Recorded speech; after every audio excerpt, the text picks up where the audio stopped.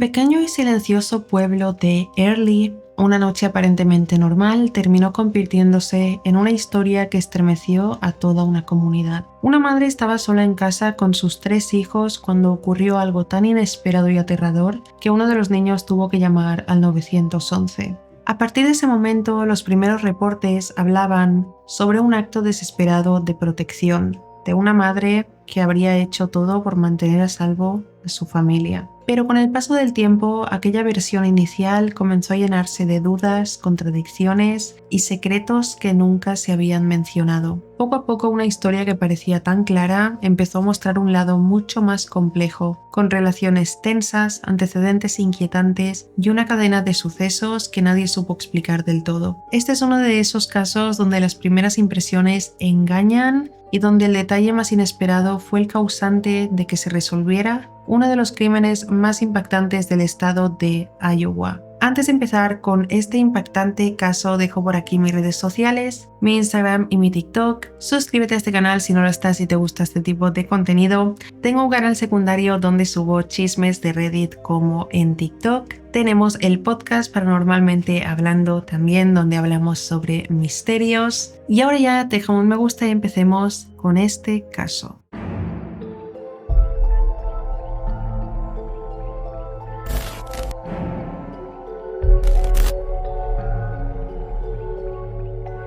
Este caso empieza en Chicago, donde nació Tracy Richter el 11 de mayo de 1966. Tracy desde muy pequeña siempre fue una chica alegre y bastante lista, de esas que se llevan bien con todo el mundo y siempre tienen amigos. En la escuela, además de esta popularidad, era muy buena estudiante. No solo participaba, sino que destacaba en deportes y en temas académicos avanzados. De hecho, en el último año de escuela, Tracy consiguió una beca para estudiar radiografía en la Universidad de Northwestern, una universidad que es bastante reconocida, algo que ella y su familia siempre habían soñado. Y en general, en cuanto a las expectativas de su vida, muchas personas veían que ella tendría un futuro prometedor, una vida asegurada, pero como suele pasar, la vida le tenía reservados otros planes, algunos giros inesperados, y su historia se volvió mucho más complicada de lo que cualquiera podría imaginar. Ya en la universidad, durante el año 1987 aproximadamente, con 21 años, Tracy seguía brillando. No solo mantenía sus buenas calificaciones, sino que también seguía siendo una persona sociable, con muchos amigos y hacía muchas actividades. Y fue en ese ambiente, en la facultad, donde conoció a John Pittman, un joven que estudiaba para ser cirujano plástico. Desde el primer momento se llevaron muy bien. Compartían intereses y poco a poco fue creciendo entre ellos un sentimiento romántico que terminó con el paso de los meses en una relación seria y estable. Cuando se conocieron les faltaba poco para terminar con sus respectivas carreras, por lo que, ya estando cerca de graduarse, decidieron casarse y mudarse juntos a Denver, cerca de la familia de John, con la esperanza de comenzar una nueva etapa y formar su propia familia juntos. Cuando llegaron a Denver, Tracy tuvo su primer encuentro con la familia de John y quedó gratamente sorprendida con lo que descubrió. La casa de los Pittman era lujosa, llena de comodidades, y la familia era reconocida por su posición acomodada en la comunidad. Eso le encantaba a Tracy, quien sentía que ahora pertenecía a un estatus más alto y podía vivir un estilo de vida que en el fondo siempre había deseado tener. Al principio la relación con sus suegros fue buena y ambos padres estaban felices por su hijo y por la relación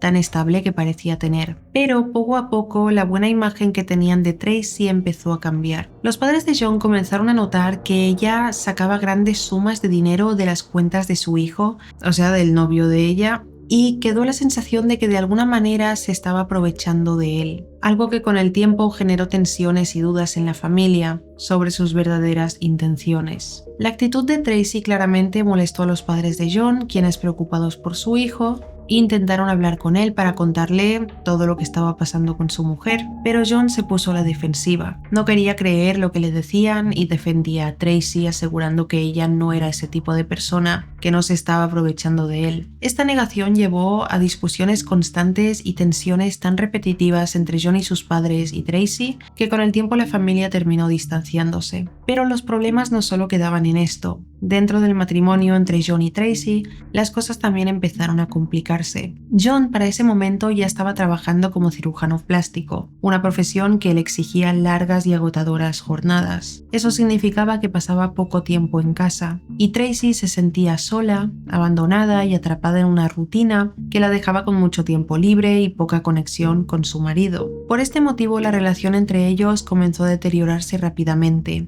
a tal punto que, según cuenta Tracy, las discusiones se volvieron constantes y la versión original de un matrimonio feliz se vino abajo completamente, ya que a medida que pasaba el tiempo, Tracy empezó a notar cambios en la actitud de John que le empezaron a preocupar. John, que hasta entonces parecía una persona estable, comenzó a mostrar un lado más posesivo y sobre todo celoso. Las discusiones entre ellos ya no eran simples desacuerdos, sino que terminaban en enfrentamientos con violencia física y momentos de mucha tensión. Cada pelea parecía dejarles una marca más profunda de resentimiento, hasta que en medio de ese caos vivieron una discusión tan fuerte que los hizo pensar seriamente en separarse. Pero al parecer recibieron terapia y en lugar de tomar cada uno su camino, decidieron darle una segunda oportunidad a su relación y pensaron que tener un hijo podría ser la solución a sus problemas y la única forma de unirse de nuevo. Y así sucedió, dándole la bienvenida en 1990 a Bert, su primer y único hijo juntos. La llegada de este bebé les produjo por un tiempo una gran felicidad que llenó sus vidas. Sin embargo, esa calma no duró y tras el nacimiento de Bert, los viejos fantasmas volvieron y las peleas, celos y desconfianza regresaron con más fuerza todavía. Para entonces, Tracy tenía además la convicción de que John no era fiel. Sabía que su marido frecuentaba clubes nocturnos y mantenía encuentros con otras mujeres y no dejó pasar esta situación y empezó a investigar a quién para ella era la amante principal. Al descubrirlo en una pelea posterior con John, Tracy le lanzó un ultimátum que no dejaba lugar a dudas. Le dijo a John que tenía que elegir o a su amante o a su familia, pero la relación tenía que terminar si no hacía esa elección. Para su terror, la respuesta de John frente a esta pregunta fue sacar un arma, apuntarle a la cabeza y decirle que la única manera en que ella podría irse de esa relación era muerta. Pero Tracy, lejos de asustarse por esta amenaza aterradora, decidió que era suficiente y era el momento de tomar una decisión. Fue así como en el año 92, decidida a cambiar su destino, Tracy solicitó el divorcio. Regresó a Chicago con Bert y desde ese momento comenzó una larga batalla legal por la custodia del niño. Posterior a esto hubo años de tensiones, disputas y desgaste emocional entre ambas partes por el proceso de separación, hasta que finalmente en el 96 el divorcio se hizo efectivo, aunque los acuerdos legales sobre la custodia de Bert aún no estaban definidos. Sin embargo, poco después, antes de una audiencia decisiva sobre lo que pasaría con el niño, sucedió algo que rompió todos los límites. Tracy reveló que Bert, su hijo, en una conversación privada, le había confesado que su propio padre lo había abusado sexualmente. Bert para entonces tenía solo 8 años y esa confesión sacudió todo. La justicia tomó esta declaración con la máxima seriedad y frente a esto, Tracy no solo obtuvo la custodia completa, sino que, furiosa y en busca de justicia con mano propia, comenzó una campaña pública que consistía en repartir volantes en el hospital donde John trabajaba, acusándolo de abusador y sembrando el fin de su reputación y carrera. Ahora bien, frente a estas acusaciones tan graves y las secuelas que marcaron su vida, John nunca dejó de defender su inocencia y aunque perdió la custodia, luchó con toda su energía por limpiar su nombre y tener la oportunidad de recuperar a su hijo. Pero sabía que la batalla legal apenas comenzaba y que tenía mucho por demostrar. Pues en estos procesos legales, cuando alguien es acusado de abuso infantil, como es en este caso, no basta con una simple denuncia, sino que se debe iniciar una investigación exhaustiva que incluye pruebas psicológicas, médicas, testimonios, bajo un marco judicial muy riguroso. Y mientras se recopilaban estos datos, pueden aplicarse medidas preventivas que afectan la custodia y visitas del acusado para proteger al menor, sin prejuzgar su culpabilidad. Por este motivo, el camino para limpiar su nombre y recuperar la custodia de su hijo era largo y complicado, ya que debía demostrar que no representaba ningún peligro para el niño. Y bueno, gracias a su insistencia y su convicción, el juez terminó aceptando revisar el caso y abrir una investigación más profunda. Y aunque John sabía que se necesitaba tiempo e incluso años, no iba a permitir que le quitaran el derecho de estar con su hijo de nuevo. Aún así, mientras este proceso ocurría, Tracy permaneció todo el tiempo con Bert, sin bajar la guardia, consciente de que la batalla legal con su exmarido todavía seguía vigente, con audiencias y emociones que se prolongarían durante muchos años más. Mientras todavía era todo muy reciente, ese mismo año, en 1996, Tracy decidió volver al mundo de las citas, una decisión que marcó un nuevo capítulo en su vida. Comenzó a inscribirse en diferentes páginas web para conocer a gente, buscando quizá una nueva oportunidad o tal vez solo una distracción. Fue en uno de esos sitios en línea donde conoció a Michael Roberts, un hombre australiano que venía con un perfil interesante. Michael no era cualquier persona, era un hombre nacido en Australia, el cual era un experto en seguridad digital, que tenía una mente brillante para la tecnología y con una carrera sólida detrás. Esa combinación de inteligencia y misterio quizá fue lo que capturó la atención de Tracy desde el primer momento. Así que continuaron hablando y la conversación entre ellos fluyó de manera inmediata y la química fue tan poderosa que a pocos días de conocerse, Michael tomó la decisión sorprendente de dejar su vida en Australia, empacar todas sus cosas y volar hasta Chicago para conocer a Tracy en persona. Para quienes lo rodeaban, esto parecía la típica historia de amor, de novela, esas que solo se ven en las películas. Y cuando Michael por fin llegó, esa química que habían sentido en el chat se confirmó en el encuentro en persona. De hecho, fue tan fuerte el vínculo que a solo 18 días después de haberse visto por primera vez, decidieron casarse en ese momento, para que luego Michael se mudara oficialmente a Estados Unidos, totalmente dispuesto a iniciar una nueva vida junto a Tracy y Bert. La pareja de recién casados estaba muy feliz y los que los conocían hablaban de que Michael y Tracy tenían como un amor sincero y profundo, que se complementaban con la buena relación que Michael tenía con Bert también. Y es que a pesar de todas las dificultades del pasado, habían formado una familia que parecía sólida y feliz. Aunque en un punto también eran conscientes de que Chicago, con su ritmo de vida acelerado y el ajetreo constante, no era lo que querían a largo plazo. La ciudad, antes llena de oportunidades, comenzó a sentirse agobiante. Tracy y Michael hablaban mucho sobre su futuro y sobre su deseo de querer tener más hijos y ofrecerle a Bert un estilo de vida mejor, en un entorno más tranquilo y seguro para crecer. Y ambos no creían que Chicago fuese el lugar ideal para eso, así que la idea de mudarse empezó a tomar fuerza y en 1998 fueron creando un plan para salir de la ciudad, buscar un sitio más tranquilo, más cercano a la naturaleza, para formar y criar una familia con la paz y la calidad de vida que ellos buscaban. De esta manera, después de buscar mucho, se centraron en Iowa, un estado que para muchos puede sonar aislado,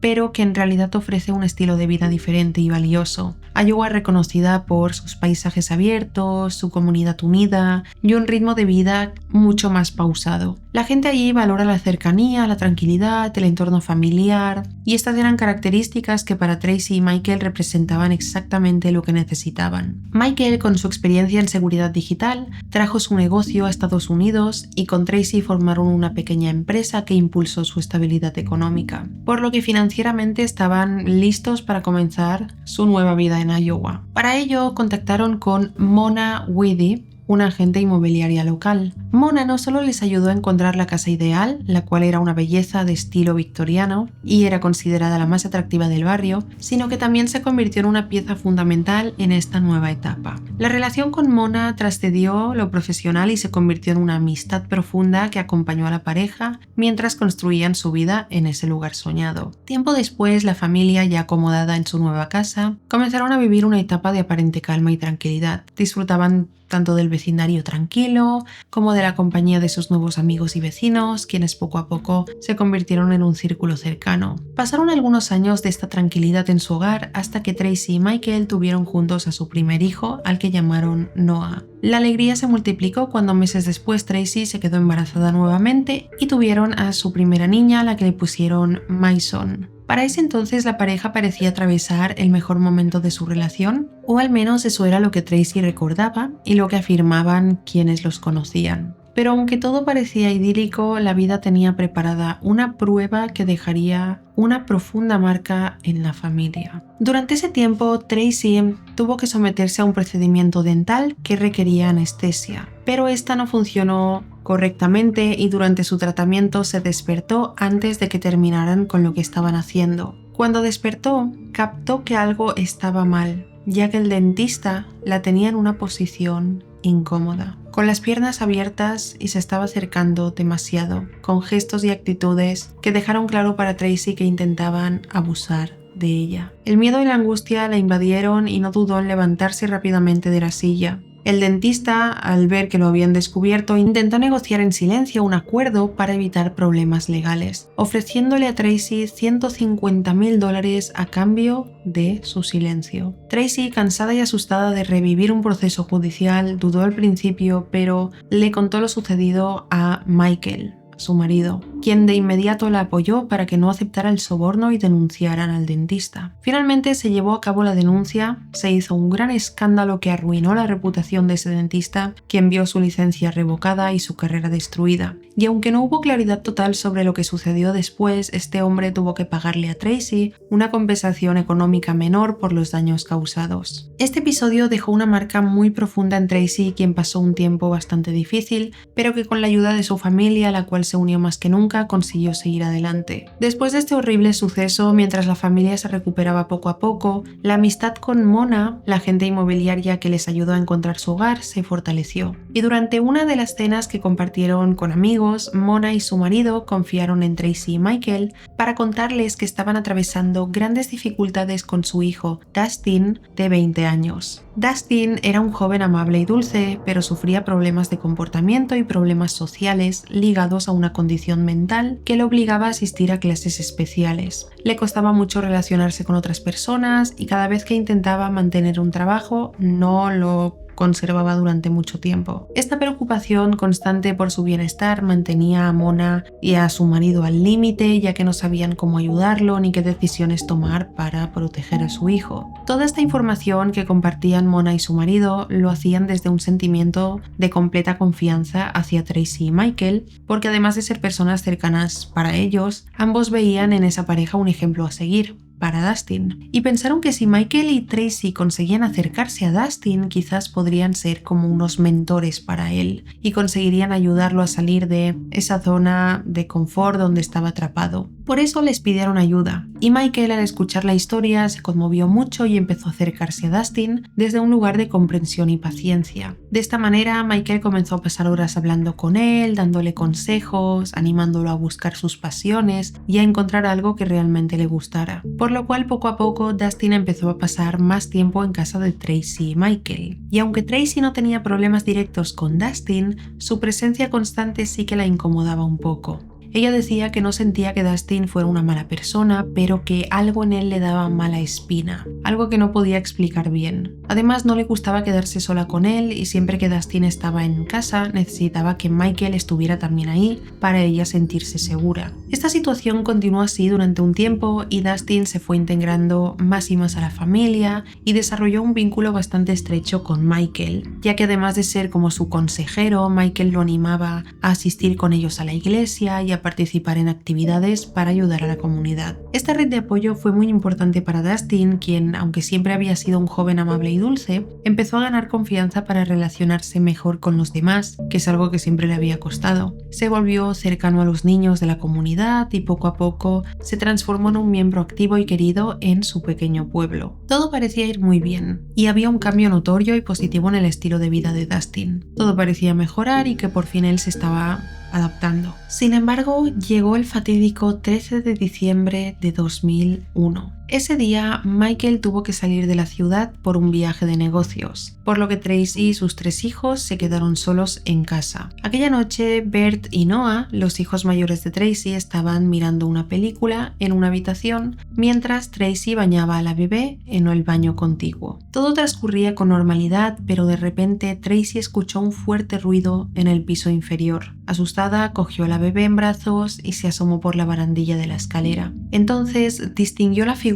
de 2 hombres que habían entrado como intrusos en su casa. Sin pensarlo, corrió con la bebé hacia la habitación donde estaban los otros niños y le entregó la bebé a Bert para que protegiera a sus hermanos mientras ella trataba de sacar a los intrusos de casa. Bert, que apenas tenía 11 años, estaba muy nervioso, pero obedeció a su madre. Cerró la puerta y justo en ese momento vio como uno de los hombres cogió a Tracy y la arrastró por el cabello por el suelo. Atemorizado, Bert cerró la puerta con llave, cogió un bolígrafo que estaba cerca y se preparó para defenderse a sí mismo y a sus hermanos por si en algún momento alguien intentaba entrar. Aunque a partir de ese momento ya no podía ver lo que sucedía afuera, pero sí que estaba escuchando los gritos de su madre y el sonido de la lucha entre ella y los sujetos. Fuera de la habitación, Tracy efectivamente se estaba enfrentando a estos hombres. Según contaría después, ambos sujetos intentaron atraparla e incluso cogieron una manguera para estrangularla, pero ella luchó con todas sus fuerzas y consiguió liberarse de ese agarre. Aprovechó ese momento de desconcierto de los agresores para escapar hacia una habitación donde sabía que tenían una caja fuerte llena de armas. Con el corazón acelerado y un poco de suerte, Tracy tuvo el tiempo suficiente para llegar a esa habitación. Introdujo el código,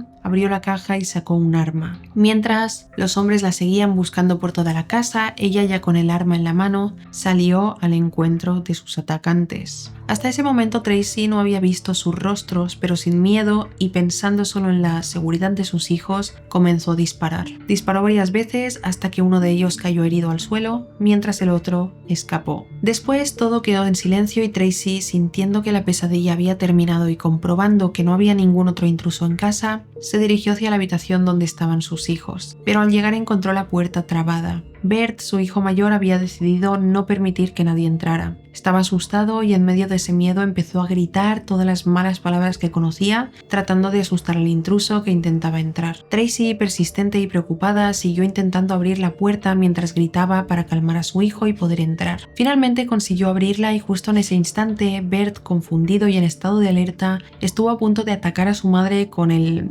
bolígrafo que tenía en la mano, pero Tracy pudo esquivarlo rápido. Luego habló con sus hijos, los abrazó, los tranquilizó, asegurándoles que todo estaba bajo control y que era momento de bajar al primer piso para llamar al 911. Pero cuando iban bajando se encontraron al hombre herido por los disparos de Tracy, en el suelo agonizando, y al acercarse y verle la cara de cerca, Tracy se dio cuenta en ese instante de que se trataba de Dustin, el hijo de sus vecinos y amigos. Su sorpresa fue enorme y cuando notó que Dustin intentaba levantarse, Tracy mandó a los niños de vuelta a la habitación para que llamaran a las autoridades desde ahí, lo que hicieron sin perder el tiempo. Mientras tanto, ella se quedó ahí y le advertía severamente a Dustin que debía quedarse quieto y disparó como advertencia para hacerle saber que hablaba en serio. Pero Dustin continuó moviéndose tratando de sentarse y levantarse y Tracy, quien ya estaba desesperada, decidió dispararle 2 veces más hasta asegurarse de que no pudiera moverse. De vuelta a la habitación, Bert ya había llamado al 911 y le explicó al operador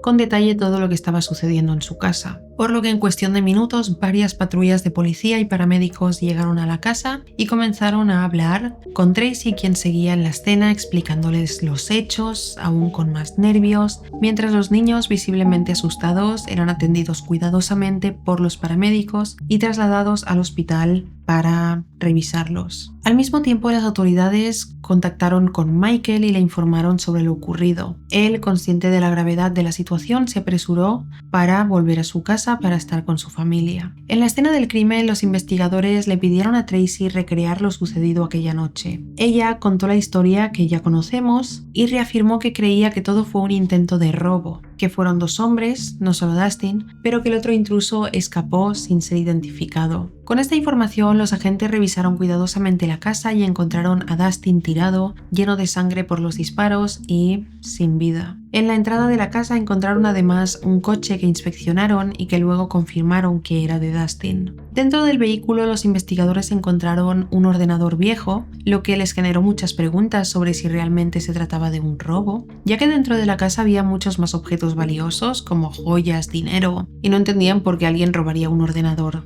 viejo en lugar de las joyas o el dinero. Esto les pareció sospechoso, pero no descartaban la posibilidad. También encontraron una libreta roja perteneciente a Dustin que planearon revisar detenidamente en un lugar especializado, manteniendo la información de este hallazgo en secreto ante el público. Poco después llegó Michael y los investigadores hablaron con él y con Tracy, preguntándoles qué creían que había motivado a Dustin para actuar así, considerando que era alguien muy cercano a la familia. Michael estaba tan sorprendido como Tracy y ella no dejaba de pensar que todo había sido organizado por su exmarido John, quien podría haber contratado a Dustin para hacerles daño, justo cuando se preparaban para el juicio por la custodia de Bert. Sin embargo, John no era el único en la lista de posibles sospechosos. La familia también recordó el caso del dentista con el que Tracy había tenido aquella situación de abuso y pensaron que él perfectamente podría guardar rencor. Al final, aunque el proceso legal ya había terminado y existía un acuerdo, la realidad era que ese hombre lo había perdido casi todo: su reputación, durante un tiempo su licencia de trabajo y su prestigio profesional. Era lógico pensar que quisiera hacerle algo a Tracy por todo eso y que, en el peor de los casos, quisiera vengarse de ella. Así que para la familia, el dentista también era un sospechoso muy probable de quererle hacer daño. Pero esos no eran los únicos nombres sobre la mesa. Con John y el dentista como posibles responsables, las autoridades tampoco quisieron dejar completamente fuera a Michael, porque aunque él no estaba en la ciudad el día del ataque, justamente ese detalle hacía que algunos investigadores se preguntaran si todo podía haber sido planeado con anticipación por él, por lo cual, además de hablar con la familia, empezaron a entrevistar a los vecinos y conocidos más cercanos, y fue ahí cuando una amiga íntima de Tracy les confesó que Michael nunca le había caído bien. Contó que él tenía arrebatos violentos, que había presenciado discusiones fuertes entre la pareja y que a veces veía como Michael trataba mal a Tracy. También les dijo que no tenía mucha paciencia con Bert y que muchas veces lo humillaba haciéndole beber de un biberón a pesar de que ya era un niño grande, y que incluso en una ocasión, porque no se dio prisa para ir a la escuela, los sacó en pleno invierno sin la ropa adecuada. Todos estos detalles hicieron que los investigadores mantuvieran a Michael en la lista, sin descartarlo como posible responsable. De esta manera fue Michael el primer sospechoso que las autoridades empezaron a investigar a fondo. Y a pesar de que ni Tracy ni la familia lo veían así, según los investigadores, él podía tener motivos claros para haberlo organizado todo. Pues para entonces el negocio familiar no iba bien, por lo que recientemente habían contratado un seguro de vida, donde si alguno de la pareja moría, el otro recibía una gran suma de dinero. Esa era una prueba que no podían ignorar, así que lo interrogaron sobre lo que hizo ese día y le preguntaron directamente si él tenía algo que ver con el ataque, pero Michael lo negó todo. Aún así le sometieron a una prueba de polígrafo para verificar la verdad de sus palabras, pero esta prueba no la pasó. Eso fue algo extraño, pero Tracy lo seguía defendiendo a capa y espada, asegurando en todo momento que Michael no era el responsable. Ella se mantuvo firme en esa idea y posterior, a causa de la ausencia de pruebas adicionales para incriminarlo, hizo que al menos por el momento Michael fuera descartado, mientras la investigación continuaba con los otros sospechosos. Mientras tanto, la noticia del ataque en casa de Tracy y Michael se difundió rápidamente y los vecinos y conocidos de Dustin quedaron impactados y aterrorizados. Hasta ese momento muchos lo habían visto como un joven amable y gentil, pero tras los hechos empezaron a sospechar que tal vez siempre escondió malas intenciones. Pues la idea de que un chico tan cercano pudiera intentar algo tan terrible contra una madre sola con sus hijos dejó una marca profunda en la comunidad. Por otra parte, los padres de Dustin, devastados tras enterarse de que su hijo había muerto a causa de los disparos de Tracy, dejaron claro desde el primer momento que no guardaban rencor alguno hacia ella, pues a pesar de que su hijo recibió 9 impactos de bala, hasta cierto punto entendían la situación e incluso le pidieron disculpas a la familia por lo que había hecho su hijo. En ese momento, Tracy fue vista por muchos como una heroína, una madre protectora no solo para sus hijos, sino para toda la comunidad. Claro, también había algunos que dudaban de ella y no podían creer que Dustin fuera capaz de actuar así, pero en ese momento los hechos parecían respaldar la versión de Tracy y sus hijos como víctimas de esta tragedia. Entre tanto, los investigadores seguían trabajando, revisando de nuevo todas las pruebas, especialmente aquella libreta roja encontrada en el coche de Dustin. En esa libreta encontraron que había un plan detallado y aterrador que contaba cómo Dustin había sido contratado por alguien llamado JP No estaba el nombre completo, pero la libreta repetía mucho este alias y dejaba claro que la motivación detrás del plan tenía que ver con la disputa legal por la custodia de un niño. Ese detalle dejaba bastante claro que las notas se referían al exmarido de Tracy, John Pittman. Aún así, los investigadores decidieron mantener esa información en secreto frente a los medios y al público, porque antes necesitaban asegurarse de que todo lo escrito en la libreta había salido realmente de la mano de Dustin. Para comprobarlo, se pusieron en contacto con sus padres y les mostraron solo un pequeño fragmento. Al comparar esos trazos con otros cuadernos de Dustin, confirmaron que sí que era su letra. Después, al revisar de nuevo las páginas completas, sus sospechas terminaron de cerrarse cuando en la parte final del cuaderno encontraron escrito el nombre completo de John Pittman, señalado como la persona que supuestamente había contratado a Dustin para acabar con la vida de Tracy. Con esta información clave en sus manos, los investigadores fueron directos a buscar a John Pittman y lo citaron repetidamente para interrogarlo, presionándolo con preguntas sobre cada uno de sus movimientos en los días previos al ataque, pero John lo negó todo desde el primer momento, y no solo eso, sino que también presentó una buena coartada para esa noche, la cual fue respaldada por testigos y evidencias que no se pudieron refutar. Sin más pruebas que lo conectaran al crimen, tuvieron que descartarlo como sospechoso, aunque les quedara una sensación de frustración. Al quedarse sin respaldo para sostener la hipótesis de que John era el culpable, los investigadores volvieron al punto de partida y se vieron otra vez atrapados, llenos de dudas, porque la libreta lo señalaba tan claramente, pero la realidad era otra. Entonces, ¿qué estaba pasando? Ahí empezaron a contemplar otra posibilidad, que Dustin no hubiera actuado solo y que en lugar de estar trabajando realmente para John, hubieran planeado todo con alguien más, quizá el dentista o incluso con Michael. Tal vez la idea desde el principio había sido usar la libreta para incriminar a John Pittman y dejar libres a los verdaderos responsables. Era una teoría compleja, pero en ese momento no podían descartarla. Por lo tanto, los investigadores continuaron investigando a fondo a Michael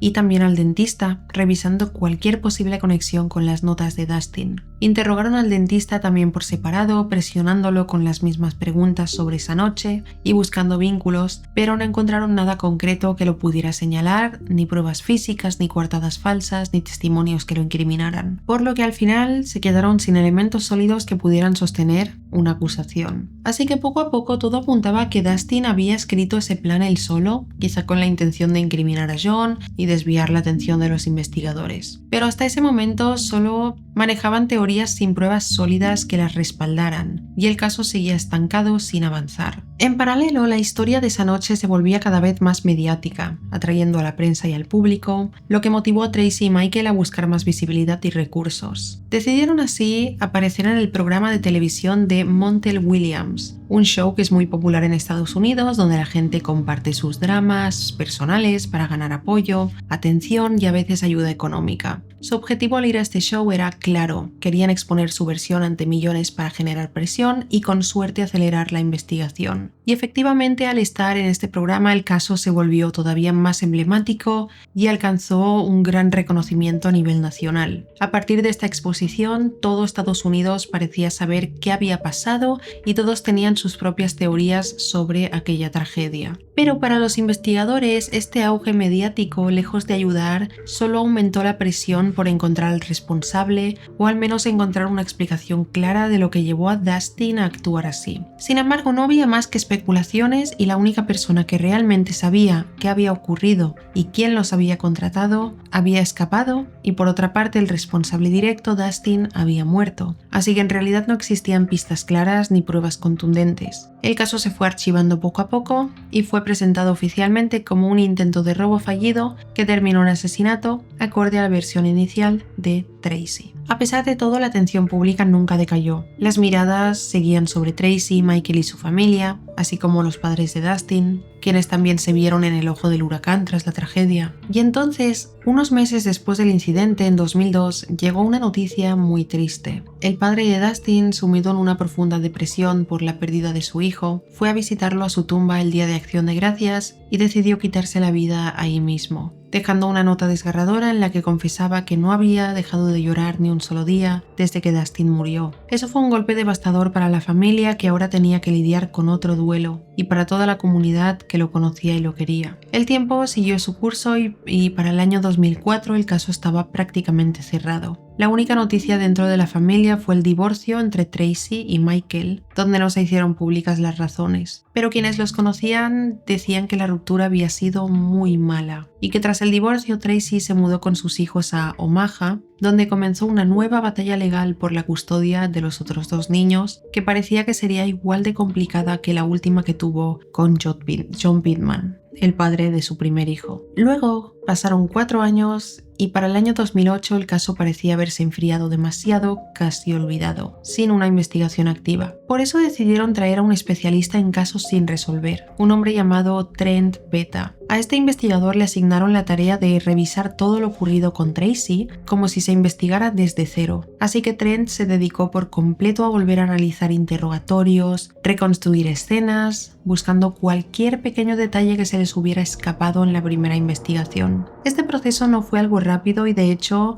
tomó años repasar toda la información y marcar qué personas y qué puntos debían investigarse más a fondo. Pero finalmente en 2011, ya con claras ideas de qué faltaba y dónde indagar, Trent contactó a un fiscal para trabajar juntos y presentar nuevas pruebas que podrían cerrar el caso de una vez por todas. Así reactivaron la búsqueda de testigos y entre ellos contactaron a Mary Higgins, una amiga cercana de Tracy. Le explicaron que habían decidido reabrir el caso para revisar detalles que quizá habían pasado desapercibidos. Y la respuesta de Mary fue un poco extraña. Ella dijo que estaba de acuerdo con eso y confirmó que efectivamente faltaba investigar ciertas pistas. Los investigadores se miraron entre sí extrañados y le preguntaron si se refería a la libreta roja hallada en el coche de Dustin o qué. Y Mary confirmó que sí. Esa era una información que seguía oculta incluso una década después, por lo que sorprendió mucho a los investigadores y le preguntaron a Mary cómo sabía sobre esa libreta. Allí Mary les contó que el día siguiente del incidente, Tracy le había dicho que estaba segura de que todo había sido obra de su exmarido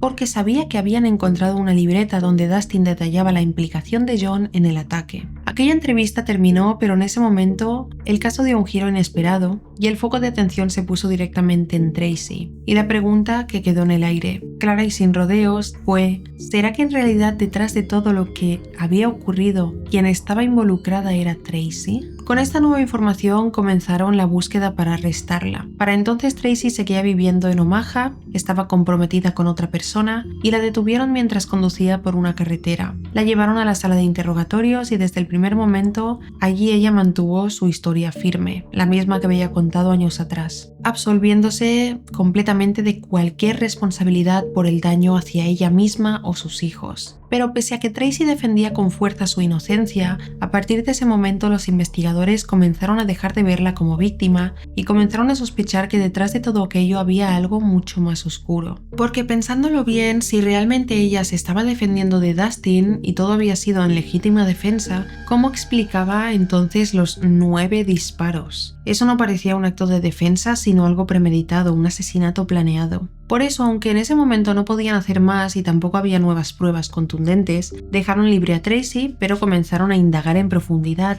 sobre su vida y todo lo sucedido antes del incidente, por lo cual se contactaron otra vez con John Pittman y empezaron a escuchar su versión de los hechos sobre el matrimonio que tuvo con Tracy. Lo que John relató fue muy distinto a lo que Tracy había contado. Él describió a Tracy como la persona abusiva en la relación, alguien que perdía el control con facilidad y se ponía agresiva. Contó también que antes de que naciera Bert tuvieron una discusión muy grave que se tornó física y durante esa pelea Tracy llegó a coger un arma y apuntarle a él. Y según Tracy fue él quien cogió el arma. John estaba aterrorizado y salió corriendo de la casa y escuchó a la distancia un disparo que lo hizo pensar que Tracy se había disparado a sí misma, por lo que volvió a casa, entró de nuevo y encontró a Tracy llorando, pidiéndole perdón, asegurándole que todo había ocurrido porque estaba profundamente deprimida. Y esa fue la razón por la cual Tracy terminó internada en un centro psiquiátrico durante aproximadamente 6 meses. John estuvo a su lado apoyándola en todo el momento, mientras ella luchaba para recuperarse. Y cuando por fin salió, todo parecía volver a encaminarse. La relación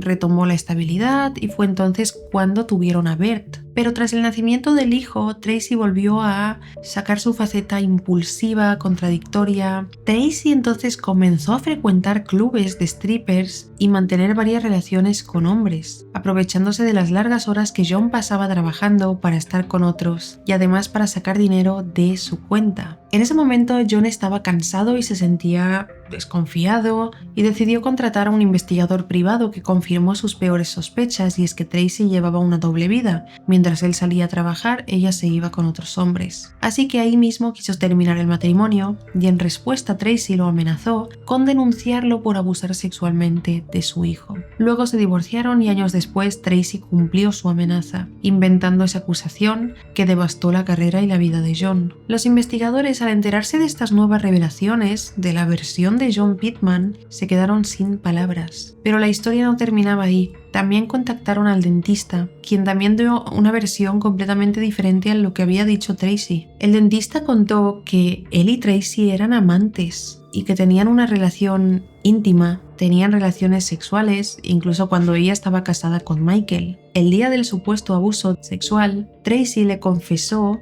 al dentista que tenía una fantasía sexual que incluía que él se anestesiara mientras ellos tenían relaciones, y él aceptó. Pero luego dijo el dentista que ella manipuló la situación para presentarse como víctima y le hizo firmar un documento que incluía un acuerdo de silencio por $150,000. Luego, al despertarse de la anestesia y al estar consciente de lo que había pasado, el dentista le dijo a Tracy que no podía pagar esa suma de dinero. Ella lo amenazó y él se encontró atrapado, y cuando trató de retractarse, Tracy lo denunció por intento de abuso, lo cual destruyó su reputación y carrera cuando salió a la luz la noticia. Para ese entonces los investigadores sabían que también debían hablar con Michael, el ahora ex marido de Tracy. Y durante el interrogatorio, Michael contó que durante la relación con Tracy, ella fue la persona agresiva, con ataques de ira frecuentes, que le incluso dejaron marcas visibles en la casa, fruto de su poco control de impulsos. Michael también aprovechó ese espacio para desmentir lo que había dicho la amiga de Tracy acerca de él, afirmando que él no era una persona violenta y que siempre mantuvo buena relación con Bert, el hijo de Tracy. Según Michael, era realmente Tracy quien perdía el control en las discusiones y quien generaba un ambiente violento en el hogar. Estas declaraciones cambiaron por completo la perspectiva del caso. El investigador y el fiscal comenzaron a reconsiderar todo desde cero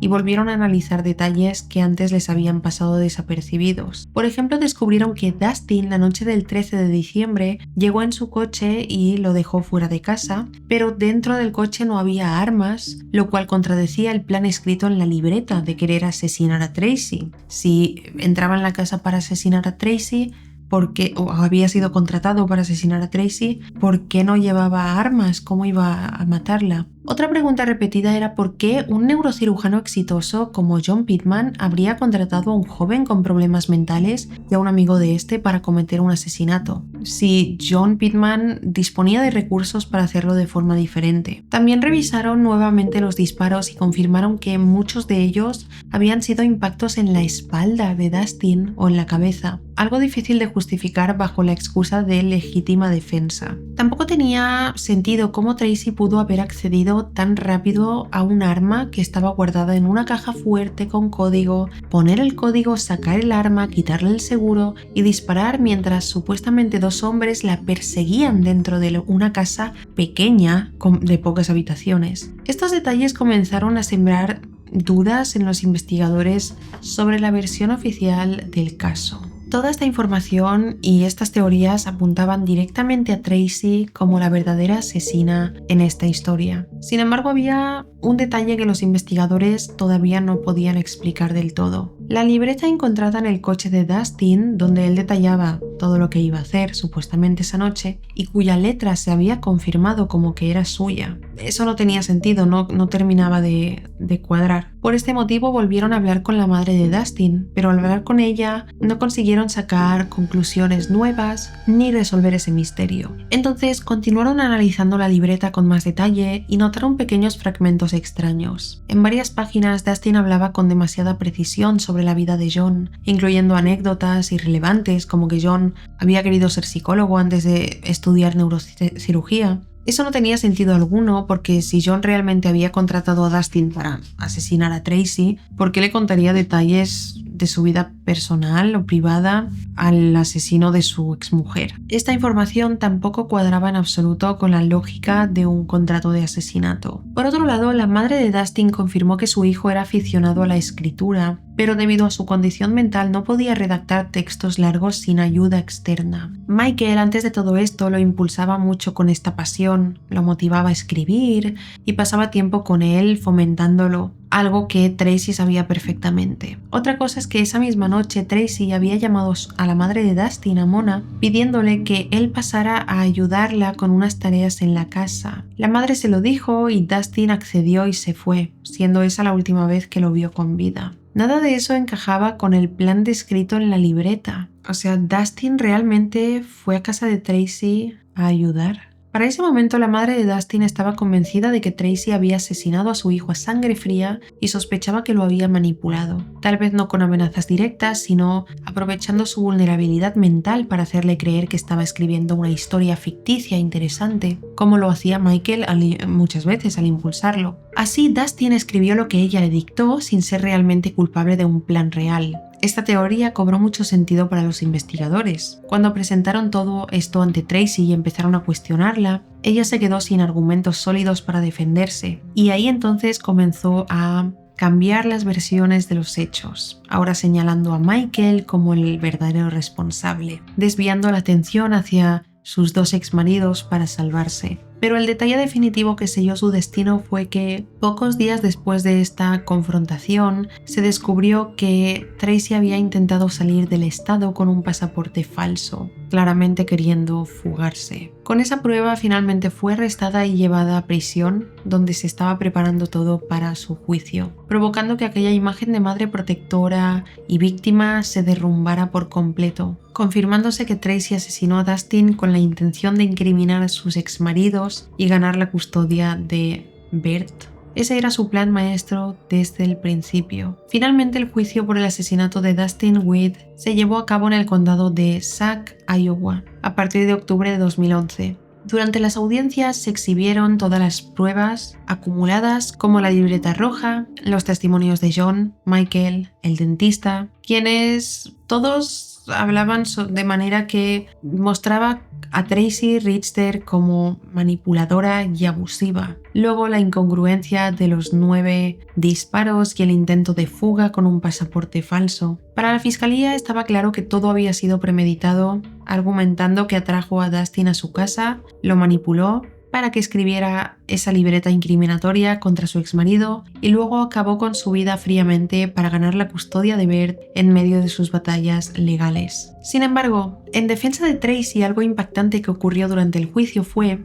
que cuando llamaron a declarar a Bert, quien para entonces ya era un adulto de 21 años, al recordar lo que había pasado se mantuvo fiel a la versión de su madre, insistiendo en que recordaba perfectamente a Dustin actuando de forma agresiva y a otro hombre en la casa intentando robar, y a su madre defendiéndose a sí misma y él a sus hermanos con todo lo que tenía. Testimonio que mantiene incluso hoy en día. Pero a pesar de sus intentos, su testimonio no fue suficiente para convencer al jurado y el 12 de noviembre de 2011, tras deliberar, el jurado la declaró culpable de asesinato en primer grado. De esta manera, Tracy Richter fue sentenciada a cadena perpetua sin libertad condicional el 5 de diciembre de 2011. Sigue cumpliendo su condena en la prisión estatal de mujeres de Mitchellville, Iowa, donde permanece hasta día de hoy, con más de una década tras las rejas y apelaciones rechazadas que no han cambiado su destino. Mientras tanto, Michael Roberts, su marido en el momento del crimen, recuperó la custodia de sus 2 hijos menores, se mudó a California con su nueva mujer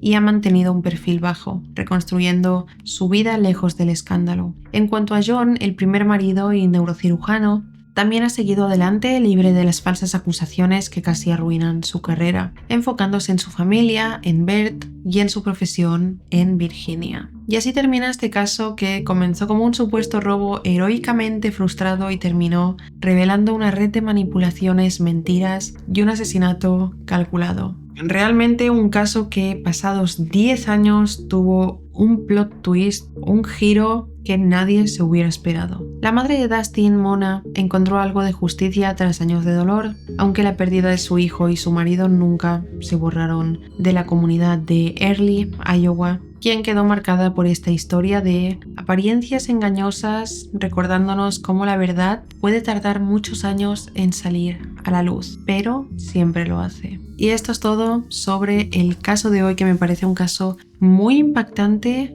y que me da la sensación de que si no hubieran contratado al investigador para volver a investigar este caso desde cero, repasando todas las pistas, entrevistas, víctimas, testigos, testimonios, no hubieran visto eso que no cuadraba, no hubieran podido, o no lo hubieran descubierto nunca, o habrían tardado muchos años más en darse cuenta de que Tracy siempre fue la culpable. Dejadme en comentarios qué opináis sobre este caso, si lo conocíais. Me parece un completo horror que Mona y su marido se hicieran amigos de Michael y Tracy y vieran en ellos una oportunidad para ayudar a su hijo con problemas mentales, que Michael lo estuviera ayudando tanto, pero que Tracy fuera este monstruo que aprovechó el problema mental de Dustin para convertirse en la víctima de un intento de asesinato de su ex marido. Es una completa locura y menos mal que la verdad salió a la luz. Pasaron 10 años, pero por lo menos esta mujer está cumpliendo condena. Así que bueno, si os ha parecido interesante e informativo este caso, no olvidéis dejar un me gusta, suscribiros a este canal si no lo estáis. Gracias por ver mi vídeo y nos vemos en el próximo. ¡Chao!